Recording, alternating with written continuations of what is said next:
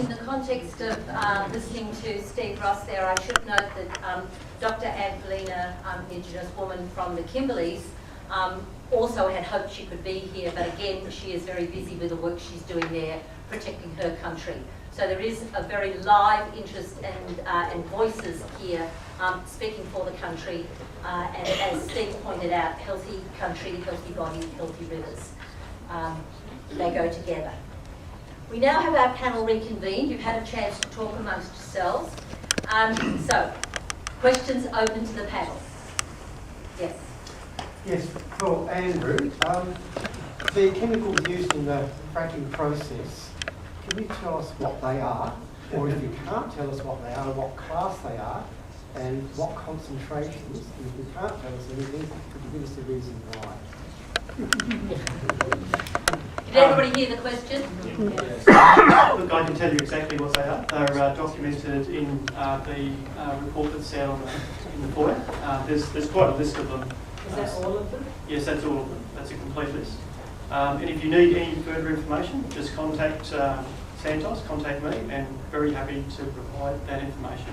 I think it's also important to know that when it comes to fracking in coal seam gas, 99% of the fluid used is water and sand, just ordinary sand, and the other 1% are the other chemicals that you'll find listed in that document. We've had published that for some months now. On that document, does it give you the long-term effects of those chemicals? And does that give you the long-term effects of that, Yeah. the chemicals? What it does is list each one of those chemicals, and it also shows you where you commonly find those chemicals, and you'll see that you'll find those chemicals in everyday life. There's probably a number of those chemicals in various products here in this room today. There's a long list, but I'll ask you to have a look at that. And very open. If you want any more information, please ask. And their impact when introduced into the environment through this process. And the impact on the environment when they're introduced? This process of fracturing the coal, which is used in about 5 to 10% of the time now. We don't use it in New South Wales because of the particular geological features of the coal seams.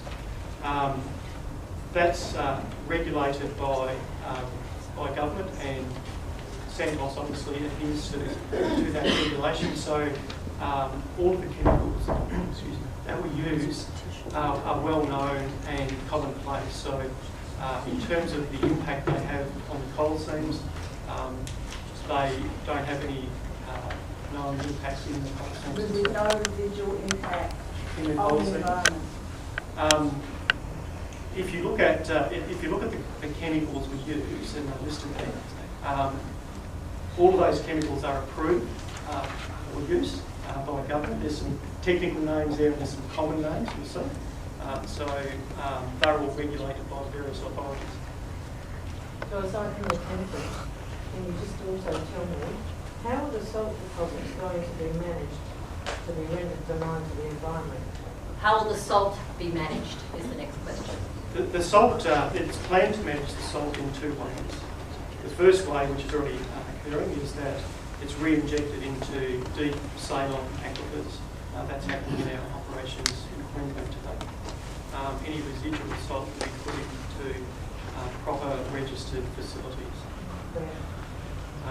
Those facilities will be determined in the future. There's no. So they're not built yet? They are being used in New South Wales and Sydney for different companies' operations, but I'm not as familiar with where that is, but I do know that they're being used there in New South Wales now. I think Sarah would like to make a comment on that. Sarah? One of the things that we haven't mentioned at all tonight is the cumulative impacts. The assessment process is whether it's for drilling wells or for pipelines or for dredging or for the amount of bush that's being flattened, whatever. Each project is assessed individually. We don't have any mechanism, certainly not under the EPBC Act, to look at the cumulative impacts of 4 major export projects. Queensland's looking at something like 30 to 40,000 wells in the next 20 or 30 years. We've got about 3,000 or 4,000 now.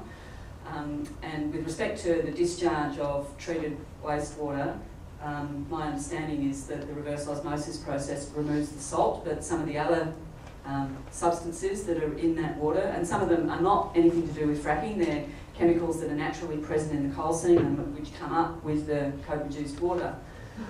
The National Toxics Network is quite concerned that there's been no cumulative assessment of the interaction of those chemicals, what happens to them as they break down, what happens to the byproducts, what is their fate in the sediment, let alone the final fate of those substances as a whole. Came up with a very similar question, but I think we'd like to hear the comments from the rest of the panel about these chemicals. What are these chemicals? We're concerned to identify what they are. We are concerned about the cumulative impact, and will that cumulative impact grow exponentially? What will it be in terms of the under the ground as well as above the ground? What do we know at the moment? What is the experience that we've had? Do we have enough data? And what is the impact going to be over time from all these wells? We are concerned about what sort of action should be taken straight away. But to do that, we need that sort of answer. So maybe other members of the panel. So do you want a particular person you want? No, I think anybody that's competent to be able to make add some value to the discussion. Paul. I'm certainly not competent to answer that full question, but I can give one example. A few weeks ago in Queensland, so let me start somewhere else actually. In Queensland, they banned the use of BTEX chemicals. They're known to be carcinogenic, so the state government there has put in place a ban on them being used in the fracking process, i.e. they can't be pumped underground. But what happened a few weeks ago was that Arrow Energy, who have coal seam gas mining operations in Queensland, announced that they had found BTEX chemicals in some of the ponds, in fact 5 of the ponds around their operations. Now, BTEX chemicals are a known carcinogen that can lead to leukemia, and Arrow Energy went on to say, look, they're only at very, very small levels, perhaps something like 1%, I'm not sure, but it was at very low levels was their line. It turned out that those BTEX chemicals in those ponds are actually between 6 and 14 times the level of safe drinking water standards. So those BTEX chemicals, they're banned. So they weren't put in there proactively by Arrow Energy. What's happened is that those chemicals are stored within the coal beds deep underground, and they've been brought to the surface through the operation. So there are a number of toxic chemicals that are being brought into our active environment through coal seam gas mining, is what I can add to your question, but I'm certainly not an expert. I think that your question actually raises a very good point, is that there is no strategic national policy in dealing with these issues. There is no level that is acceptable, there isn't enough science behind it, and it's done project by project. It's not done on a regional basis on saying, well, in this area, if we put 2,500 wells, we deal with it this way, that is the limit. What happens is a mine is put in, a gas field is put in, expansion occurs, someone opens up down the road, someone else opens up down the road, and there's actually no policy where we look at these things. That is why we have to look at these things on a national basis. Is it fair to also say that the impact will vary from location to location? Absolutely. In certain coal seams there are more, certain coal is cleaner than other, even with regard to general coal production. Some coal they have to wash because of the things it has in it, other coal they don't have to wash, depends where it comes from.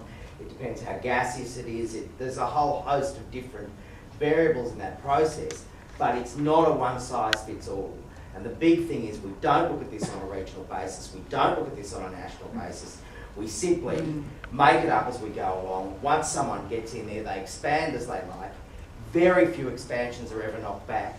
And a lot of the conditions that are placed on the original production licences are then completely overlooked when it comes to the expansion. Certain issues dealing with water and waste, and that's where these problems are coming from. Okay, we're going to hear from Andrew and Tim. Okay, yes. And then Andrew, and then Sarah, and then I've got one. Just one quick comment on reverse osmosis. Even when you have successfully used reverse osmosis, you've got a clean stream and then you've got a waste brine stream with concentrated pollutants. And that waste brine stream has still got everything nasty in it that it had before, but it's a lot more concentrated, and that still needs to be managed, either pumped back down in the ground or taken somewhere else. It doesn't just go away by itself. Thanks, Tim. Yeah, look, I don't want to take up everyone's time, but just on the BTEX one, I'm familiar with the arrow position. That recording was around 4 parts per billion. That was recorded. Sorry, was that Sorry, ponds were larger. That was in the wells. Yeah. There were in the wells they were detected at a level of 4 parts per billion. Just to put that into context, in some of the normal soft drinks that you regularly consume, or some of the stuff, there's around 50 parts per billion of BTEX. When you fill your car up with petrol, you consume about 200 parts per billion of BTEX. It's a common product in the atmosphere today. It's in all the oil-based lubricants and other oil-based products in the environment. Yeah, my question's for Andrew.